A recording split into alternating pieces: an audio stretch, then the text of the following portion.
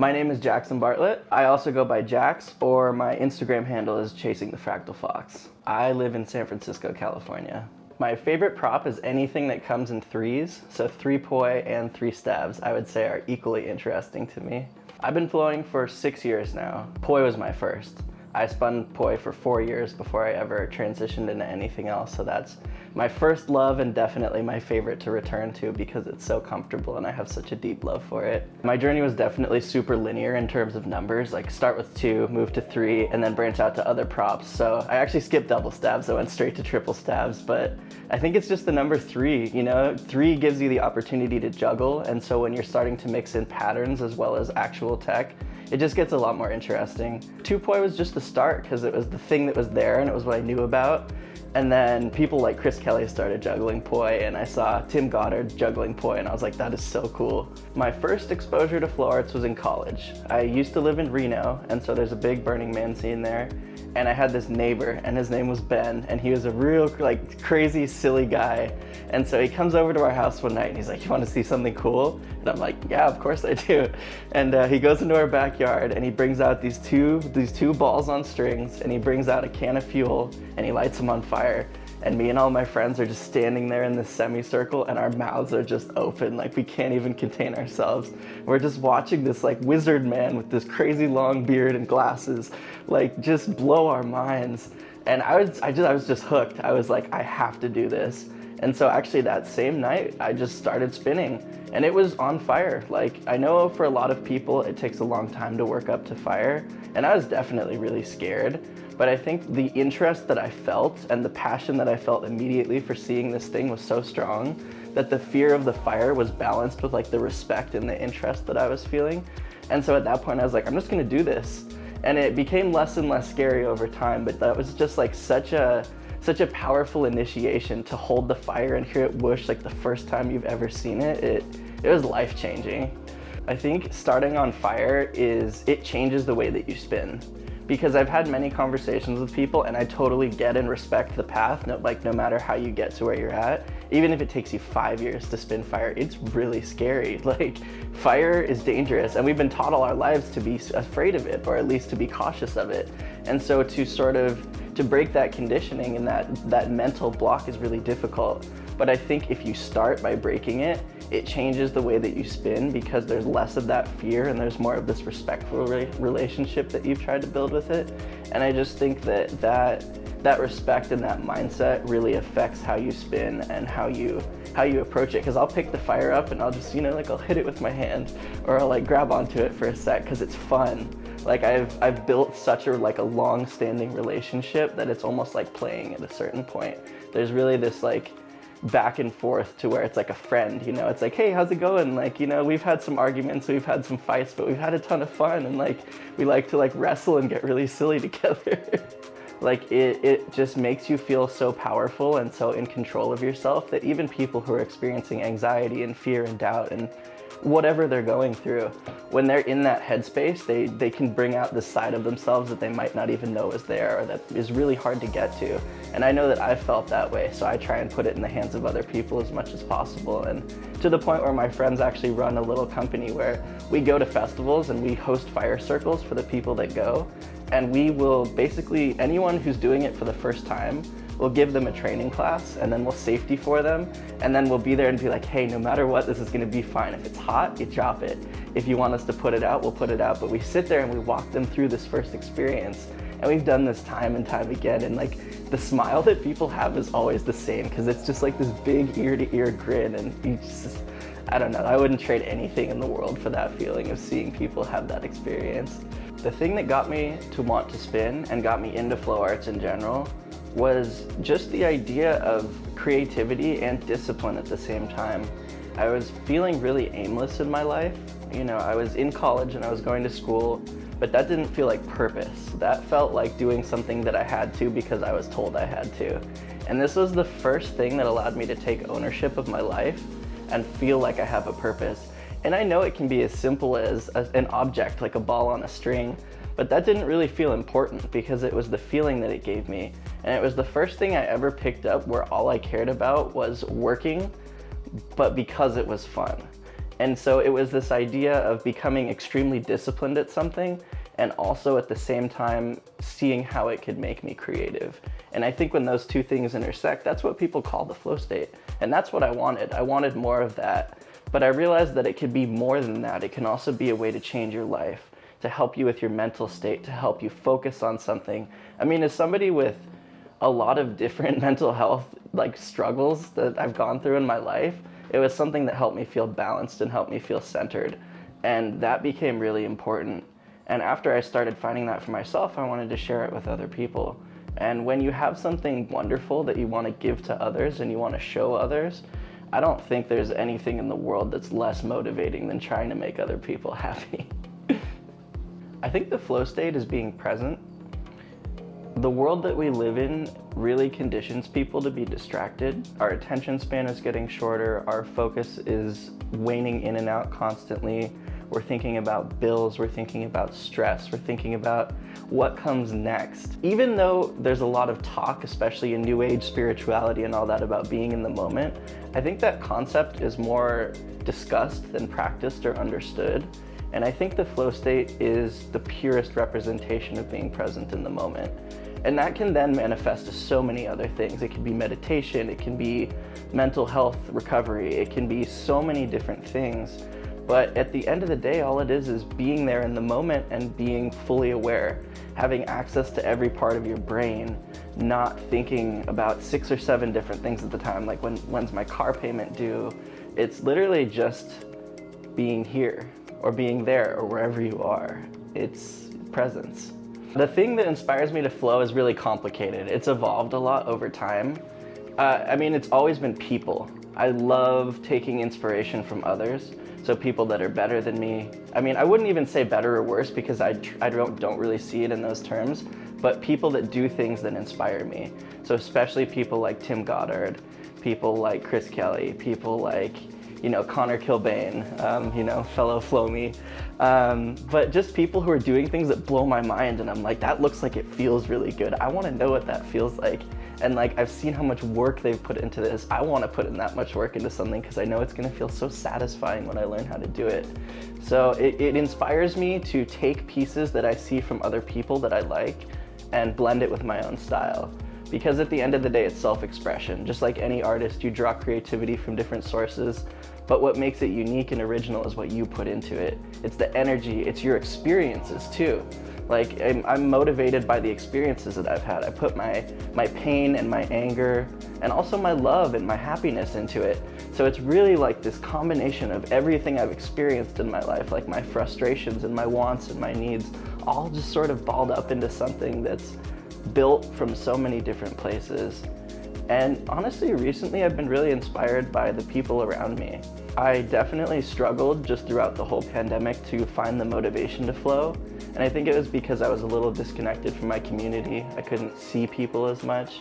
And so I've been seeing a lot of new spinners pop up over the last couple of years. And now that we're having fire jams again, I go out and I see them hungry and so motivated. And just seeing how hard they want to work brings me back to how that used to make me feel.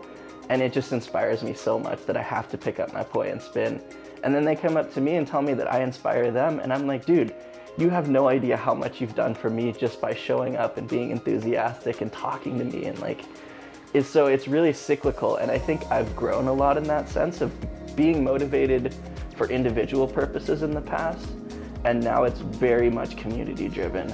I want to get better, but I want to elevate my community at the same time. And I want to share what I have with other people because I want everyone to go up at the same time. So it's really become this very community-centric idea of pushing myself to get better and helping my community get better at the same time.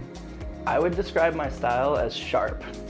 I know that's simple, but honestly, the way it's evolved has been deeply driven by anti-spins, actually. I'm actually now in a backtrack mode where I'm trying to learn in-spin and inversion so I can be a little more connective with my flow.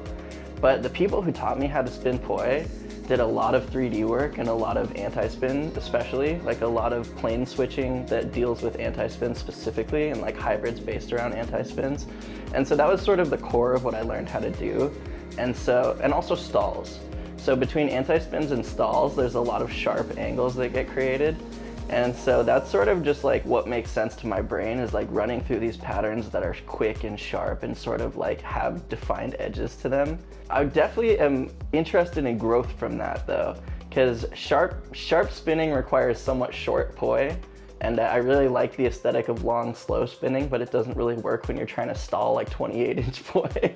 So definitely working towards a little more of a slow and mellow flow, but like I really do like fast, tight pattern spinning and then sort of combining that with tosses and juggles. The training method that I use has definitely changed over the years. I would say for the first 4 years of spinning poi, I trained between 4 and 7 hours a day. Basically, that was my free time. I didn't do anything else. I didn't watch TV. I didn't do much. I barely went out. You know, it was either spinning poi or talking to people about spinning poi, or being at a show spinning poi and talking to people about spinning poi. At that point in time, it was just hectic. It was trying something, just doing it, and maybe noodling around, maybe getting it, maybe not, and then moving on to the next thing within 10 minutes. So it was like this free flow, and sometimes learning tricks, sometimes not. A lot of watching videos back then and going in with a loose concept of what I'd wanted to work on. Nowadays, I really try to have fun. I try to make it as fun as possible, so I try to go into a session without expectations. But there's sometimes I'll go in, if I want to learn something new, I'll start my session with 10 to 30 minutes of free flow to get warmed up. And then I'll drill until I learn the trick, until I can at least qualify it or run it a couple times. Probably learn it with my other hand, because I definitely didn't used to do that. And then I'll finish out the session with more free flow. At that point, it's kind of a reward. So I'm like, okay, I did this thing, you know, I'm proud of myself, I accomplished what I set out to do, and then I get to finish it with something fun that I've been looking forward to. So in that way, that structure is good, because it's this kind of like high level and then another high, and so you finish on a really positive note. And I find that that's both really rewarding in the sense of learning something and also still having a really enjoyable experience. I probably heard about Flow on Fire about 4.5 years ago. I just heard that there was a new poi maker on the market, or at least new to me, that had excellent customer service and really a lot of craftsmanship in their prop making. And that was something I was looking for at the time, and so I was like, cool, I would love to try out some poi from them. They also had some weaves on their fire poi that I wasn't familiar with and that were really interesting, and so I also wanted to try those out, like the orb poi specifically. I don't think anyone else makes a weave quite like that. And I was like team monkey fist all the way at that point, and so I was like a full circle. That sounds awesome, because it's really great for juggling, so that definitely hooked me. And then at that point, I was like, I see that they're building a team, and these are people that I both respect and communicate with on a regular basis about tricks and just about, you know, flow and kind of the philosophy behind it. And I was like, this is something I'd really love to be involved in, and the story goes from there. What made me want to join the Flow on Fire team was that it was a group of like-minded people that I look up to, respect, and also admire, and people that I wanted to be closer with in the sense of collaboration. I thought it would be cool to be part of something bigger than myself, especially with people who kind of have similar ideas of training and creativity and just being good at what they do. That's something I wanted to be involved in. And also, I really wanted to represent a company. You know, I was a skateboarder before I was a flow artist. You know, I feel like it's everyone's dream to be a sponsored person, because there's that element of community and that element of being among a group of people who are obviously extremely skilled at what they do. And so I was like, yeah, this is definitely something that I want. And so I actually reached out to Flow on Fire originally. They didn't reach out to me. I saw that they were building a team and adding people to it. And I saw that the West Coast was pretty underrepresented at that point in time. There was a lot of Midwest flow artists on the team. And I thought that I could definitely help them basically reach more people out here. I feel like I talked to a lot of people who haven't actually heard of the company before. So in that sense, I really wanted to evangelize and be an ambassador for the brand here on the West Coast, and specifically in California. I would say my favorite thing about being on the team is being able to talk to other people actively, like just having sort of a direct line of communication to other people, just because these are people that I really look up to. And so to have them on this like peer-to-peer relationship is really nice. People like, you know, like Connor and Logan, and just Everybody really, but like specifically people that have blown my minds for years, and now I can just talk to them back and forth on a daily basis is really cool. I think one of the main things I want to contribute is really to continue working on what I'm doing, is to put flow in the hands of as many people as possible. Whether it's daytime poi, it doesn't have to be poi, it could be any prop, it could be juggling, it could even be dance. But to get movement arts into people's lives and to move it towards the mainstream. Because festival culture is great, and that's a great conduit for reaching a lot of people who might be interested or have never heard of it but might stumble across it because you're running a workshop or you're running a fire circle where people are welcome to try it. But even moving that into a more mainstream focus of getting it, access to like kids who can spin, or adults, or even the elderly. There's a lot of things that have been done, like Spin Poi, who is in New Zealand, who works with like elderly people and basically has them just spin poi for a few minutes a day. And it's really good for their mental health and also for their physical health. So I find that work really inspiring. The idea that like this is something that can fundamentally change lives, and it's so simple and so accessible that I would like to find a way to reach more people. And I think that's attainable through starting on the path that I'm on and working through the festival scene and getting that exposure and sort of being recognized as a company and a brand that does this and does this well. Because then you can start pitching to other places. You can start pitching to events or even elementary school programs or after school programs or at-risk youth programs. I think there's a huge potential there to places where they've never heard of this, but like if you can write a good pitch and you have good experience, you can get this in the hands of these kids and like you might save or change someone's life, and that's what it's all about. The people I would love to shout out the most are Ben Wise. He's the first person that ever put poi in my hands and showed me what it was. Cody Carraway and Jordy Wilkinson. Unfortunately, Jordy passed away a few years ago. So actually this tattoo that's on my arm is because I met him. Yeah, it's definitely an honor and a tribute to him. But those two people are the people that I watched and just felt so inspired by that I had to get better. They just pushed me to be a better version of myself. I'd like to shout out my friends James Arbios and Kevin Bjornstrom, two of my best friends in the world, and also people who pushed me to become better and to this day become a better person. For flow arts inspirations, I would love to shout out Logan Harris, Tim Goddard, Connor Kilbane. I'm just gonna leave it at that because I can't remember the rest.